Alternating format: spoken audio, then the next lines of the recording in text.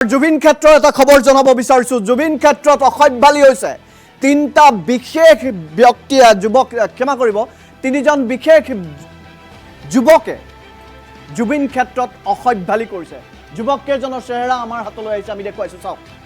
আলম আলী, মুকুট দাস, ৰঞ্জন দাস, এই তিনিটা আমি টেলিভিছন স্ক্ৰীণত দেখুৱাইছো। এই তিনিটাই অসম আৰক্ষীৰ জোৱানকো নেৰিলে, অসভ্যালিৰ চূড়ান্ত সীমা অতিক্ৰম কৰিছিল। এই তিনিটা পাখণ্ডই নিজকে জুবিন অনুৰাগী বুলি কয়। নিচাসক্ত অৱস্থাত জুবিন ক্ষেত্ৰলৈ আহি জুবিন ক্ষেত্ৰক কলংকিত কৰা এই তিনিটা উদণ্ড ব্যক্তিক, তিনিজন উদণ্ড ব্যক্তিক আমি এই মুহূৰ্তত টেলিভিছন স্ক্ৰীণত দেখুৱাইছোঁ। এওঁলোকে জুবিন ক্ষেত্ৰত অসভ্যালি কৰিছিল, উদ্ভণ্ডালি কৰিছিল। এগৰাকী দুগৰাকী নহয়, কেইবাগৰাকীও ব্যক্তিক অসভ্যালি কৰিছিল। ব্যক্তিকেইজনৰ নাম আমি দেখুৱাইছোঁ।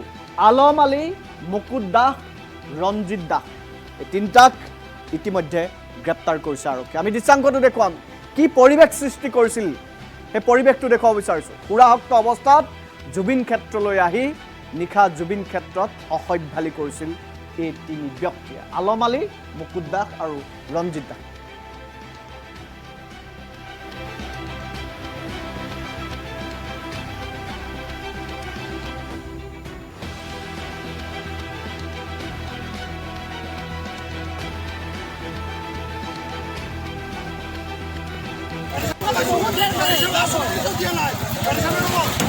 সাইড কৰি দে না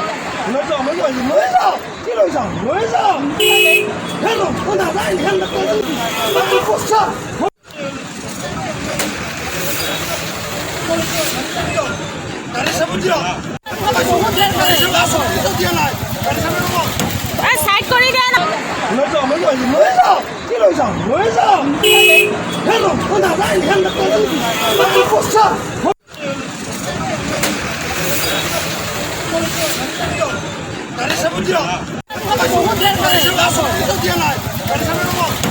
সাইড কৰি দে না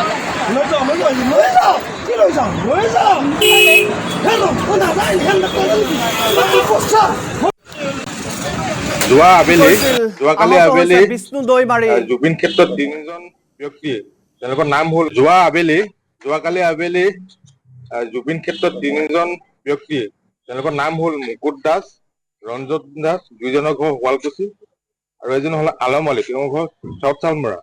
তেওঁলোকে মদ্যপান কৰি আহি জুবিন ক্ষেত্ৰত এটা অপ্ৰীতিকৰ সৃষ্টি কৰে, যাৰ ফলত তাত জুবিনৰ অনুৰাগীবিলাকে উত্তেজিত হয়। উত্তেজিত হোৱাত আমাৰ তাত কৰ্তব্যৰত অৱস্থাত থকা আৰক্ষীয়ে তেওঁলোকক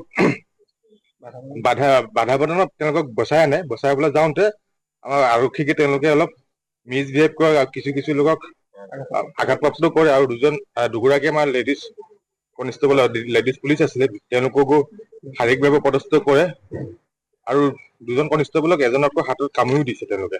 আৰু তেওঁলোকক আমি আইনী থানালৈ লৈ অহা হয়। তেওঁলোকৰ এতিয়া তেওঁলোকৰ ওপৰত আইনী ব্যৱস্থা